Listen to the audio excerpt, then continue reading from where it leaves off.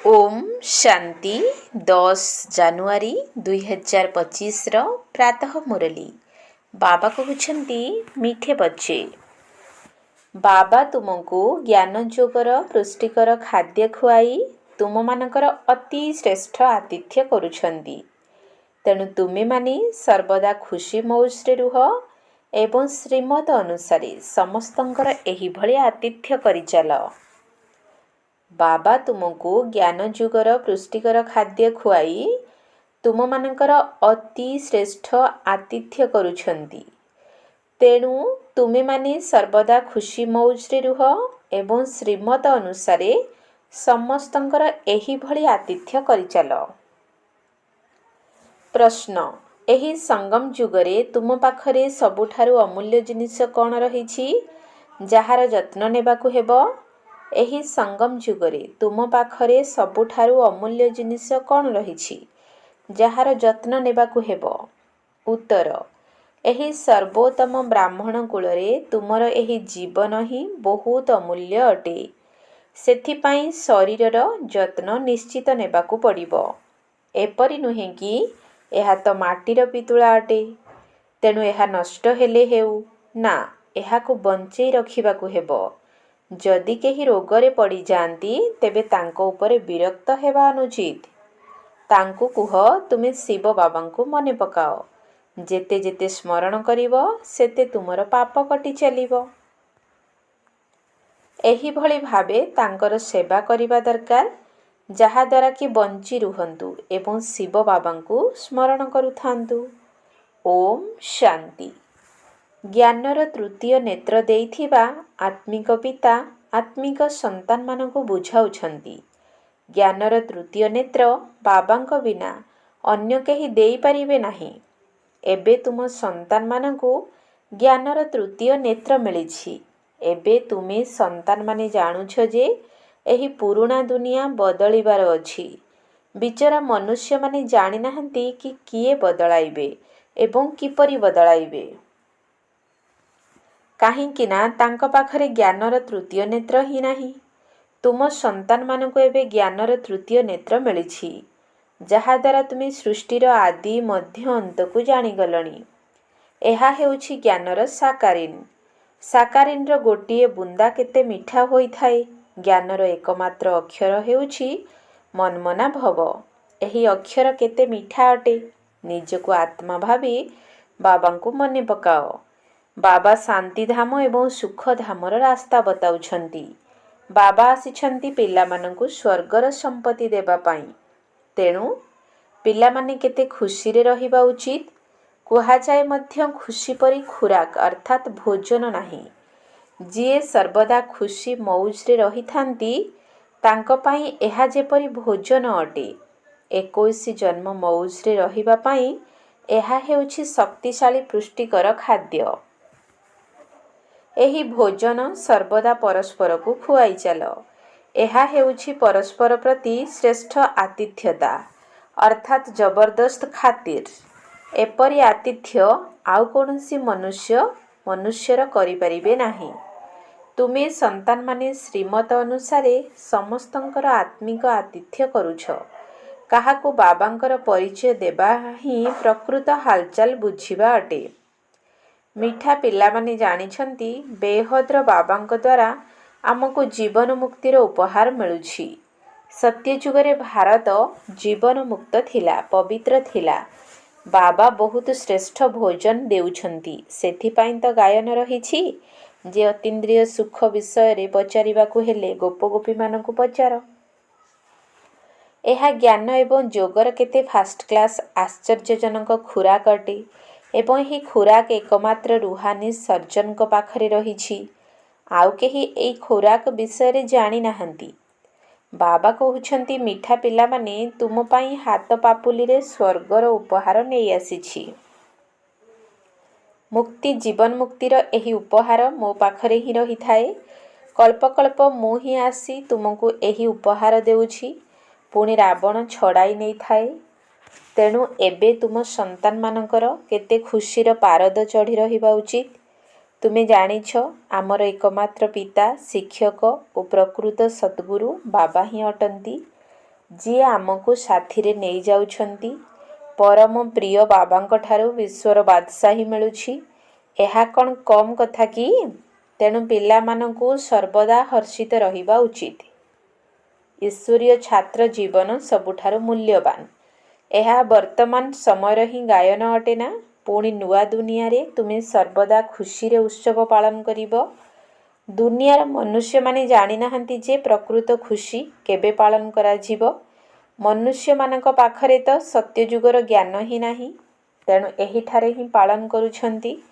କିନ୍ତୁ ଏହି ପୁରୁଣା ତମଃପ୍ରଧାନ ଦୁନିଆରେ ଖୁସି କେଉଁଠୁ ଆସିବ? ଏଠାରେ ତ ତ୍ରାହି ତ୍ରାହି କରି ଚାଲିଛନ୍ତି। କେତେ ଦୁଃଖର ଦୁନିଆ ଅଟେ। ବାବା ତୁମ ସନ୍ତାନମାନଙ୍କୁ କେତେ ସହଜ ରାସ୍ତା ବତାଉଛନ୍ତି। ଗୃହସ୍ଥ ବ୍ୟବହାରରେ ରହି ମଧ୍ୟ କମଳ ଫୁଲ ସମାନ ରୁହ। କାମ ଧନ୍ଦା ଆଦି କରି ମଧ୍ୟ ମୋତେ ମନେ ପକାଇ ଚାଲ, ଯେପରି ପ୍ରେମିକ ଏବଂ ପ୍ରେମିକା ପରସ୍ପରକୁ ମନେ ପକାଇଥାନ୍ତି। ସେ ତ ତାଙ୍କର ପ୍ରେମିକ, ଇଏ ତାଙ୍କର ପ୍ରେମିକା। ଏଠାରେ ସେ କଥା ନାହିଁ। ଏଠାରେ ତ ତୁମେ ସମସ୍ତେ ଏକମାତ୍ର ପ୍ରେମିକଙ୍କର ଜନ୍ମ ଜନ୍ମାନ୍ତରରୁ ପ୍ରେମିକା ହୋଇ ରହିଛ। ବାବା ତୁମର କେବେ ହେଲେ ପ୍ରେମିକା ହୁଅନ୍ତି ନାହିଁ। ସେହି ପ୍ରେମିକଙ୍କୁ ଆସିବା ପାଇଁ ହିଁ ତୁମେ ତାଙ୍କୁ ମନେ ପକାଇ ଆସୁଛ। ଯେବେ ଅଧିକ ଦୁଃଖ ହୋଇଥାଏ ସେତେବେଳେ ଅଧିକ ସ୍ମରଣ କରିଥାନ୍ତି।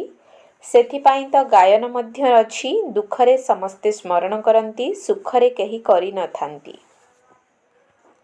ବର୍ତ୍ତମାନ ସମୟରେ ଯେପରି ବାବା ସର୍ବଶକ୍ତିମାନ ଅଟନ୍ତି, ଦିନକୁ ଦିନ ରାବଣ ମଧ୍ୟ ସର୍ବଶକ୍ତିମାନ ତମଃପ୍ରଧାନ ହୋଇ ଚାଲିଛି। ସେଥିପାଇଁ ଏବେ ବାବା କହୁଛନ୍ତି, ମଧୁର ସନ୍ତାନମାନେ ଦେହୀ ଅଭିମାନୀ ହୁଅ। ନିଜକୁ ଆତ୍ମା ଭାବି ବାବାଙ୍କୁ ୟାଦ କର, ତା ସହିତ ଦୈବୀ ଗୁଣ ମଧ୍ୟ ଧାରଣ କର। ତେବେ ତୁମେ ଏହିପରି ଅର୍ଥାତ୍ ଲକ୍ଷ୍ମୀ ନାରାୟଣଙ୍କ ଭଳି ହୋଇଯିବ।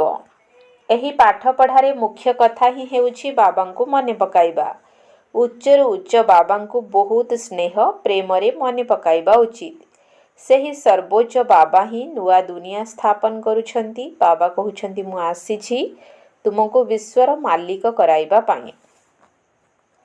ସେଥିପାଇଁ ଏବେ ତୁମେ ମୋତେ ମନେ ପକାଇଲେ ତୁମର ଅନେକ ଜନ୍ମର ପାପ କଟିଯିବ। ପତିତ ପାବନ ବାବା କହୁଛନ୍ତି, ତୁମେ ବହୁତ ପତିତ ହୋଇଗଲଣି। ସେଥିପାଇଁ ଏବେ ତୁମେ ମୋତେ ମନେ ପକାଇଲେ ପବିତ୍ର ହୋଇ ପବିତ୍ର ଦୁନିଆର ମାଲିକ ହୋଇଯିବ। ପତିତ ପାବନ ବାବାଙ୍କୁ ହିଁ ଡାକୁଛନ୍ତି। ଏବେ ବାବା ଆସିଛନ୍ତି, ତେଣୁ ନିଶ୍ଚୟ ପବିତ୍ର ହେବାକୁ ପଡ଼ିବ। ବାବା ଦୁଃଖହର୍ତ୍ତା ସୁଖକର୍ତ୍ତା ଅଟନ୍ତି। ବାସ୍ତବରେ ସତ୍ୟ ଯୁଗରେ ପବିତ୍ର ଦୁନିଆ ଥିଲା, ତେଣୁ ସମସ୍ତେ ସୁଖୀ ହିଁ ଥିଲେ। ଏବେ ବାବା ପୁନର୍ବାର କହୁଛନ୍ତି, ପିଲାମାନେ ଶାନ୍ତିଧାମ ଏବଂ ସୁଖଧାମକୁ ୟାଦ କରୁଥାଅ। ବର୍ତ୍ତମାନ ହେଉଛି ସଙ୍ଗମ ଯୁଗ। ନାଉରିଆ ତୁମକୁ ଏ ପାରିରୁ ସେ ପାରିକୁ ନେଇଯାଉଛନ୍ତି। କିଛି ଗୋଟିଏ ନା ନୁହେଁ, ସାରା ଦୁନିଆ ଯେପରି ଏକ ବଡ଼ ଜାହାଜ ଅଟେ, ତାକୁ ପାରି କରି ନେଇଯାଉଛନ୍ତି। ତୁମେ ମିଠା ପିଲାମାନେ କେତେ ଖୁସି ହେବା ଉଚିତ। ତୁମ ପାଇଁ ତ ସବୁବେଳେ ଖୁସି ହିଁ ଖୁସି ରହିଛି।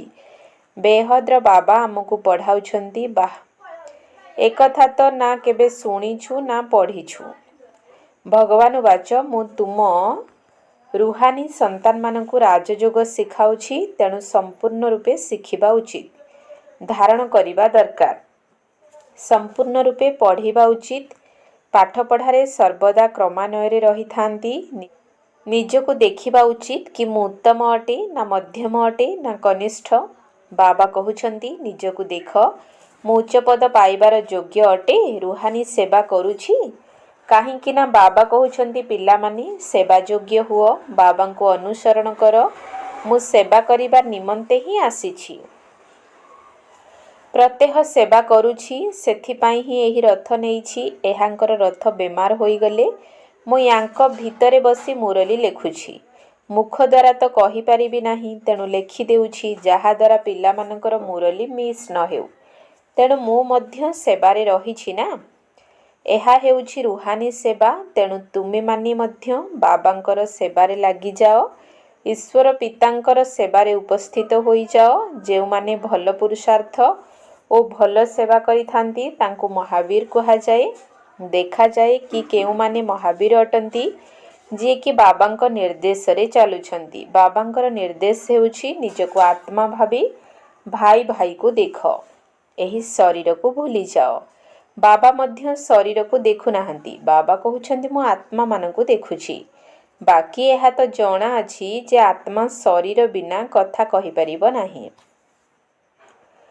ମୁଁ ମଧ୍ୟ ଏହି ଶରୀରକୁ ଲୋନ୍ରେ ନେଇଛି। ଶରୀର ସହିତ ହିଁ ଆତ୍ମା ପାଠ ପଢ଼ିପାରିବ। ବାବାଙ୍କର ବସିବା ସ୍ଥାନ ଏହି ଭ୍ରୁକୁଟିରେ ଅଟେ। ଏହା ହେଉଛି ଅକାଳ ତଖତ, ଆତ୍ମା ହେଉଛି ଅକାଳ ମୂରତ। ଆତ୍ମା କେବେ ଛୋଟ ବଡ଼ ହୋଇନଥାଏ, ଶରୀର ଛୋଟ ବଡ଼ ହୋଇଥାଏ। ଯେଉଁ ସବୁ ଆତ୍ମାମାନେ ଅଛନ୍ତି ସେମାନଙ୍କର ଆସନ ଏହି ଭ୍ରୁକୁଟି ଅଟେ। ଶରୀର ତ ସମସ୍ତଙ୍କର ଭିନ୍ନ ଭିନ୍ନ ହୋଇଥାଏ। କାହାର ଅକାଳ ତଖତ ପୁରୁଷର, କାହାର ସ୍ତ୍ରୀର ହୋଇଥାଏ, କାହାର ଅକାଳ ତଖତ ଛୋଟ ପିଲାର ହୋଇଥାଏ। ବାବା ବସି ପିଲାମାନଙ୍କୁ ରୁହାନୀ ଡ୍ରିଲ୍ ଶିଖାଉଛନ୍ତି। ଯେତେବେଳେ କାହା ସହିତ କଥା ହେଉଛ ତେବେ ନିଜକୁ ଆତ୍ମା ବୋଲି ଭାବ। ମୁଁ ଆତ୍ମା ଅମୁକ ଭାଇ ସହିତ କଥା ହେଉଛି, ବାବାଙ୍କର ସନ୍ଦେଶ ଦେଉଛି କି ଶିବ ବାବାଙ୍କୁ ୟାଦ କର।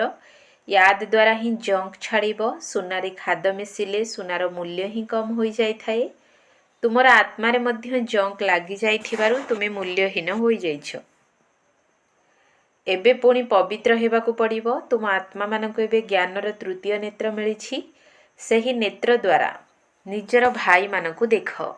ଭାଇ ଭାଇକୁ ଦେଖିବା ଦ୍ୱାରା କର୍ମେନ୍ଦ୍ରିୟ ଚଞ୍ଚଳ ହେବ ନାହିଁ। ଯଦି ରାଜ୍ୟ ଭାଗ୍ୟ ନେବାର ଅଛି, ବିଶ୍ୱର ମାଲିକ ହେବାର ଅଛି, ତେବେ ଏହି ମେହନତ କର। ଭାଇ ଭାଇ ଭାବି ସମସ୍ତଙ୍କୁ ଜ୍ଞାନ ଦିଅ। ତେବେ ପୁଣି ଏହି ଅଭ୍ୟାସ ପକ୍କା ହୋଇଯିବ। ତୁମେ ସମସ୍ତେ ପ୍ରକୃତରେ ଭାଇ ଭାଇ ଅଟ। ବାବା ମଧ୍ୟ ଉପରୁ ଆସିଛନ୍ତି, ତୁମେ ମଧ୍ୟ ଉପରୁ ଆସିଛ। ବାବା ପିଲାମାନଙ୍କ ସହିତ ସେବା କରୁଛନ୍ତି। ସେବା କରିବା ପାଇଁ ବାବା ସାହସ ଦେଉଛନ୍ତି। ପିଲାମାନଙ୍କର ସାହସ ବାବାଙ୍କର ସହଯୋଗ। ତେଣୁ ଏହି ଅଭ୍ୟାସ କରିବାକୁ ହେବ। ମୁଁ ଆତ୍ମା ଭାଇକୁ ପଢ଼ାଉଛି। ଆତ୍ମା ପଢ଼ୁଛି ନା, ଏହାକୁ ଆଧ୍ୟାତ୍ମିକ ଜ୍ଞାନ କୁହାଯାଉଛି, ଯାହା ରୁହାନୀ ବାବାଙ୍କ ଠାରୁ ହିଁ ମିଳୁଛି। ସଙ୍ଗମରେ ହିଁ ବାବା ଆସି ଏହି ଜ୍ଞାନ ଦେଉଛନ୍ତି କି ନିଜକୁ ଆତ୍ମା ବୋଲି ଭାବ। ତୁମେ ଅଶରୀରୀ ଆସିଥିଲ, ପୁଣି ଏଠାରେ ଶରୀର ଧାରଣ କରି ତୁମେ 84 ଜନ୍ମର ପାଠ ବଜାଇଛ। ଏବେ ପୁଣି ଫେରିଯିବାକୁ ହେବ। ସେଥିପାଇଁ ନିଜକୁ ଆତ୍ମା ବୋଲି ଭାବି ଭାଇ ଭାଇର ଦୃଷ୍ଟିରେ ଦେଖିବାକୁ ହେବ। ଏହି ମେହନତ କରିବାକୁ ହେବ। ନିଜକୁ ନିଜେ ପରିଶ୍ରମ କରିବାକୁ ପଡ଼ିବ। ଅନ୍ୟମାନଙ୍କ ଠାରୁ ଆମକୁ କ'ଣ ମିଳିବ? Charity begins at home. ଦାନ ପ୍ରଥମେ ନିଜ ଘରୁ ଆରମ୍ଭ ହୁଏ। ଅର୍ଥାତ୍ ପ୍ରଥମେ ନିଜକୁ ଆତ୍ମା ଭାବ, ପୁଣି ଭାଇମାନଙ୍କୁ ବୁଝାଅ। ତେବେ ଭଲ ଭାବରେ ତୀର ଲାଗିବ। ତେବେ ନିଜ ଭିତରେ ଏହି ଶକ୍ତି ଭରିବାକୁ ହେବ। ପରିଶ୍ରମ କରିବ, ତେବେ ଯାଇ ଉଚ୍ଚ ପଦ ପାଇବ। ଏଥିପାଇଁ କିଛି ସହନ ମଧ୍ୟ କରିବାକୁ ପଡ଼ିଥାଏ। ଯେତେବେଳେ କେହି ଓଲଟା ସିଧା କଥା କହୁଛନ୍ତି, ତେବେ ତୁମେ ଚୁପ୍ ରୁହ। ତୁମେ ଚୁପ୍ ରହିଲେ ପୁଣି ଅନ୍ୟ ଜଣେ କ'ଣ କରିବ? ଦୁଇ ହାତରେ ତାଳି ବାଜିଥାଏ। ଜଣେ ମୁଖର ତାଳି ବଜାଇଲେ ଅନ୍ୟ ଜଣେ ଯଦି ଚୁପ୍ ରହିଯିବ, ତେବେ ସେ ସ୍ୱତଃ ଚୁପ୍ ହୋଇଯିବେ। ତାଳିରେ ତାଳି ବାଜିବା ଦ୍ୱାରା ଶବ୍ଦ ହୋଇଥାଏ। ପିଲାମାନଙ୍କୁ ପରସ୍ପରର କଲ୍ୟାଣ କରିବା ଉଚିତ। ବାବା ବୁଝାଉଛନ୍ତି, ପିଲାମାନେ ସର୍ବଦା ଖୁସିରେ ରହିବାକୁ ଚାହୁଁଥିଲେ ମନ୍ମନା ଭବ ହୁଅ। ନିଜକୁ ଆତ୍ମା ଭାବି ବାବାଙ୍କୁ ୟାଦ କର। ଭାଇମାନଙ୍କୁ ଅର୍ଥାତ୍ ଆତ୍ମାମାନଙ୍କୁ ଦେଖ। ତେଣୁ ପିଲାମାନଙ୍କୁ ରୁହାନୀ ଯାତ୍ରାରେ ରହିବାର ଅଭ୍ୟାସ କରିବା ଉଚିତ। ଏଥିରେ ତୁମର ହିଁ ଫାଇଦା ରହିଛି। ବାବାଙ୍କର ଶିକ୍ଷା ଭାଇମାନଙ୍କୁ ଦେବାକୁ ହେବ। ବାବା କହୁଛନ୍ତି, ମୁଁ ତୁମ ଆତ୍ମାମାନଙ୍କୁ ଜ୍ଞାନ ଦେଉଛି। ଆତ୍ମାକୁ ହିଁ ଦେଖୁଛି। ମନୁଷ୍ୟ ସହିତ କଥା ହେଲେ ତାଙ୍କର ମୁହଁକୁ ଦେଖିବେ ନା। ତୁମେ ଆତ୍ମା ସହିତ କଥା ହେଉଛ, ତେଣୁ ଆତ୍ମାକୁ ହିଁ ଦେଖିବାକୁ ହେବ। ଯଦିଓ ଶରୀର ଦ୍ୱାରା ଜ୍ଞାନ ଦେଉଛ, କିନ୍ତୁ ଏଥିରେ ଶରୀରର ଅଭିମାନ ତ୍ୟାଗ କରିବାକୁ ପଡ଼ିଥାଏ। ତୁମର ଆତ୍ମା ଜାଣିଛି ପରମାତ୍ମା ବାବା ଆମକୁ ଜ୍ଞାନ ଦେଉଛନ୍ତି।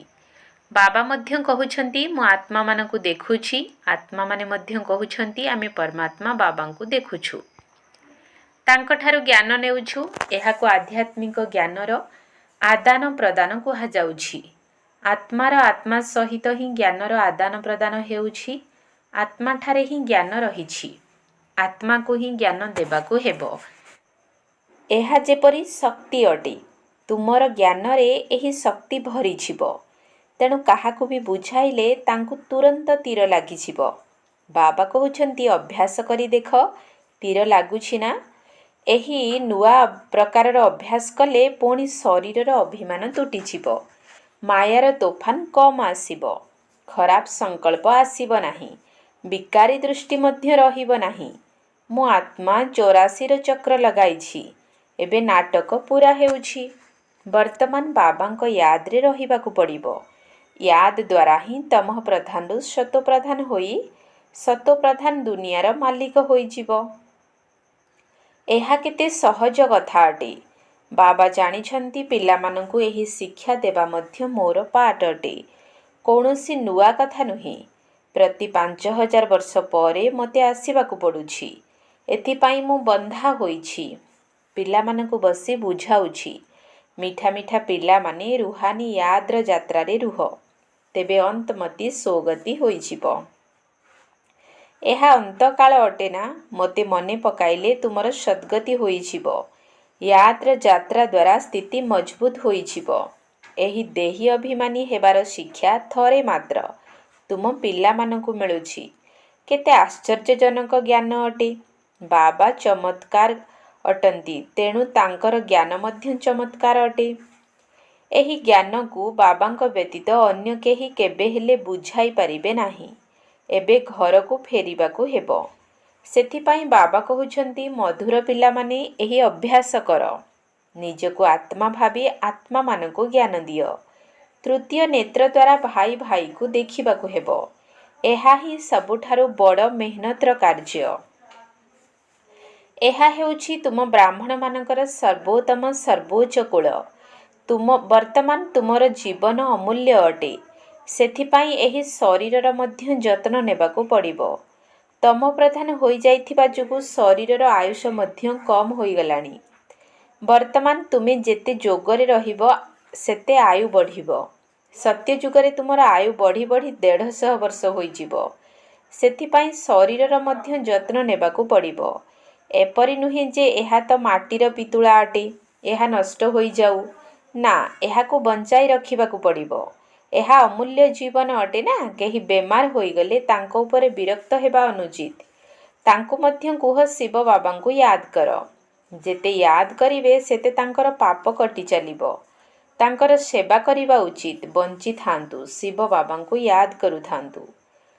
ଆତ୍ମା ମଧ୍ୟରେ ଏହି ଜ୍ଞାନ ତ ରହୁଛି ନା। ମୁଁ ବାବାଙ୍କୁ ୟାଦ କରୁଛି।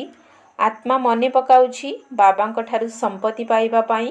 ଆଚ୍ଛା, ମିଠା ମିଠା ଶିକିଲଧେ ସନ୍ତାନମାନଙ୍କ ପ୍ରତି ପୁରୁଷାର୍ଥର କ୍ରମ ଅନୁସାରେ ମାତା ପିତା ବାପ ଦାଦାଙ୍କର ମଧୁର ସ୍ନେହ ସମ୍ପନ୍ନ ଶୁଭେଚ୍ଛା ଏବଂ ସୁପ୍ରଭାତ। ଆତ୍ମିକ ପିତାଙ୍କର ଆତ୍ମିକ ସନ୍ତାନମାନଙ୍କୁ ନମସ୍ତେ। ଆତ୍ମିକ ସନ୍ତାନମାନଙ୍କର ଆତ୍ମିକ ବାପ ଦାଦାଙ୍କୁ ନମସ୍ତେ ନମସ୍ତେ ନମସ୍ତେ। ସୁପ୍ରଭାତ। ଧାରଣା ପାଇଁ ମୁଖ୍ୟ ସାର। 1 ନମ୍ବର ପଏଣ୍ଟ, ନିଜେ ନିଜକୁ ଦେଖ। ମୁଁ ପୁରୁଷାର୍ଥରେ ଉତ୍ତମ, ମଧ୍ୟମ ନା କନିଷ୍ଠ ଅଟେ? ମୁଁ ଉଚ୍ଚ ପଦ ପାଇବା ପାଇଁ ଯୋଗ୍ୟ ଅଟେ? ମୁଁ ଆତ୍ମିକ ସେବା କରୁଛି ତ? ନିଜେ ନିଜକୁ ଦେଖ। ମୁଁ ପୁରୁଷାର୍ଥରେ ଉତ୍ତମ, ମଧ୍ୟମ ନା କନିଷ୍ଠ ଅଟେ? ମୁଁ ଉଚ୍ଚ ପଦ ପାଇବା ପାଇଁ ଯୋଗ୍ୟ ଅଟେ? ମୁଁ ଆତ୍ମିକ ସେବା କରୁଛି ତ? 2 ନମ୍ବର ପଏଣ୍ଟ, ତୃତୀୟ ନେତ୍ର ଦ୍ୱାରା ଆତ୍ମା ଭାଇକୁ ଦେଖ। ଆତ୍ମା ଆତ୍ମା ଭାଇ ଭାଇ ମନେ କରି ସମସ୍ତଙ୍କୁ ଜ୍ଞାନ ଦିଅ। ଆତ୍ମିକ ସ୍ଥିତିରେ ରହିବାର ଅଭ୍ୟାସ କରିବା ଦ୍ୱାରା କର୍ମେନ୍ଦ୍ରିୟ ଗୁଡ଼ିକ ଚଞ୍ଚଳ ହେବେ ନାହିଁ। ତୃତୀୟ ନେତ୍ର ଦ୍ୱାରା ଆତ୍ମା ଭାଇକୁ ଦେଖ। ଆତ୍ମା ଆତ୍ମା ଭାଇ ଭାଇ ମନେ କରି ସମସ୍ତଙ୍କୁ ଜ୍ଞାନ ଦିଅ। ଆତ୍ମିକ ସ୍ଥିତିରେ ରହିବାର ଅଭ୍ୟାସ କରିବା ଦ୍ୱାରା କର୍ମେନ୍ଦ୍ରିୟ ଗୁଡ଼ିକ ଚଞ୍ଚଳ ହେବେ ନାହିଁ। ବରଦାନ। ବ୍ରହ୍ମା ବାବାଙ୍କ ସମାନ ମହାତ୍ୟାଗ ଦ୍ୱାରା ମହାନ ଭାଗ୍ୟ ନିର୍ମାଣ କରୁଥିବା ଫରିସ୍ତା ତଥା ବିଶ୍ୱ ମହାରାଜା ହୁଅ। ବ୍ରହ୍ମା ବାବାଙ୍କ ସମାନ ମହାତ୍ୟାଗ ଦ୍ୱାରା ମହାନ ଭାଗ୍ୟ ନିର୍ମାଣ କରୁଥିବା ଫରିସ୍ତା ତଥା ବିଶ୍ୱ ମହାରାଜା ହୁଅ। ଫରିସ୍ତା ତଥା ବିଶ୍ୱ ମହାରାଜା ହେବାର ବରଦାନ ସେହି ପିଲାମାନଙ୍କୁ ପ୍ରାପ୍ତ ହୋଇଥାଏ ଯେଉଁମାନେ ବ୍ରହ୍ମା ବାବାଙ୍କର ପ୍ରତ୍ୟେକ କର୍ମରୂପୀ ପାଦଚିହ୍ନ ଉପରେ ପାଦ ରଖି ଚାଲିଥାନ୍ତି, ଅର୍ଥାତ୍ ତାଙ୍କୁ ଅନୁକରଣ କରିଥାନ୍ତି। ଏବଂ ଯେଉଁମାନଙ୍କର ମନ ବୁଦ୍ଧି ଏବଂ ସଂସ୍କାର ସର୍ବଦା ବାବାଙ୍କ ପାଖରେ ସମର୍ପିତ ଅଟେ, ଯେପରି ବ୍ରହ୍ମା ବାବା ଏହି ମହାତ୍ୟାଗ ଦ୍ୱାରା ମହାନ ଭାଗ୍ୟ ପ୍ରାପ୍ତ କରିଥିଲେ, ଅର୍ଥାତ୍ ନମ୍ବର 1 ସମ୍ପୂର୍ଣ୍ଣ ଫରିସ୍ତା ଏବଂ ନମ୍ବର 1 ବିଶ୍ୱ ମହାରାଜା ହୋଇଗଲେ। ସେହିପରି ତାଙ୍କୁ ଅନୁକରଣ କରୁଥିବା ପିଲାମାନେ ମଧ୍ୟ ମହାନ ତ୍ୟାଗୀ ବା ସର୍ବସ୍ୱ ତ୍ୟାଗୀ ହୋଇଥାନ୍ତି। ସେମାନେ ନିଜର ସଂସ୍କାରରୁ ମଧ୍ୟ ବିକାର ଗୁଡ଼ିକର ବଂଶକୁ ତ୍ୟାଗ କରିଦେଇଥାନ୍ତି। ସ୍ଲୋଗାନ: ଏବେ ସମସ୍ତ ବିନାଶୀ ଆଧାର ଗୁଡ଼ିକ ମୂଲ୍ୟହୀନ ହୋଇଯିବ, ତେଣୁ ଏକମାତ୍ର ବାବାଙ୍କୁ ହିଁ ନିଜର ଆଧାର କରିଦିଅ। ଏବେ ସମସ୍ତ ବିନାଶୀ ଆଧାର ଗୁଡ଼ିକ ମୂଲ୍ୟହୀନ ହୋଇଯିବ, ତେଣୁ ଏକମାତ୍ର ବାବାଙ୍କୁ ହିଁ ନିଜର ଆଧାର କରିଦିଅ। ନିଜର ଶକ୍ତିଶାଳୀ ସଂକଳ୍ପ ଦ୍ୱାରା ସୂକ୍ଷ୍ମ ଶକ୍ତି ପ୍ରଦାନ କରିବାର ସେବା କର। 10 ନମ୍ବର ପଏଣ୍ଟ। ଏତେ ବିଶାଳ ପ୍ରକୃତିକୁ ପରିବର୍ତ୍ତନ କରିବା, ତମୋଗୁଣୀ ସଂସ୍କାରଯୁକ୍ତ ଆତ୍ମାମାନଙ୍କର ତମୋଗୁଣୀ ଭାଇବ୍ରେସନକୁ ପରିବର୍ତ୍ତନ କରିବା ଏବଂ ନିଜକୁ ମଧ୍ୟ ଏହିଭଳି ହଣାକଟା ବାତାବରଣର ଭାଇବ୍ରେସନ ଠାରୁ ସୁରକ୍ଷିତ ରଖିବା ତଥା ସେହି ଆତ୍ମାମାନଙ୍କୁ ସହଯୋଗ ଦେବାର ବିଶାଳ କାର୍ଯ୍ୟ କରିବା ପାଇଁ ନିଜର ମନୋବୃତ୍ତିକୁ ବା ସଂକଳ୍ପକୁ ଶୁଭ ଭାବନାରେ ଭରପୁର ତଥା ଶକ୍ତିଶାଳୀ କର। ଓମ୍ ଶାନ୍ତି।